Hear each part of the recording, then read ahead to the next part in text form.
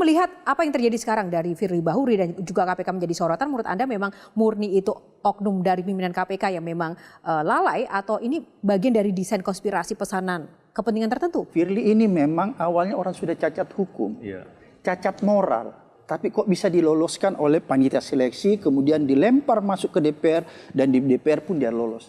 Jadi kalau kita mau lihat dia punya track record atau yang orang sebut rekam jejak, itu sebenarnya seharusnya tidak mungkin seorang Firly ini bisa lolos.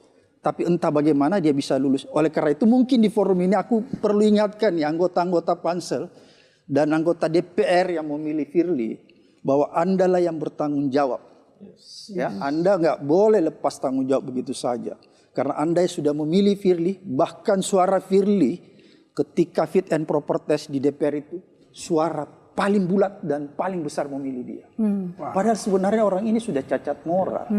Jadi ketika Firly dimasukkan di dalam, saya membaca ada sebuah grand skenario untuk ingin melemahkan KPK dengan melakukan infiltrasi. Apa itu infiltrasi? Memasukkan orang-orang buruk masuk ke dalam KPK dan dia yang menggerogoti KPK. Itu yang terjadi.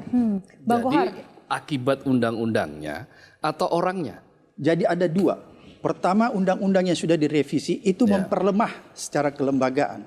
Kemudian memasukkan lagi orang yang cacat moral itu menambah salah satu indikator untuk lebih memperlemah lagi. Tapi menurut saya kalau saya ditanya, Dewas kan orang-orangnya bagus. oh siapa yang bilang?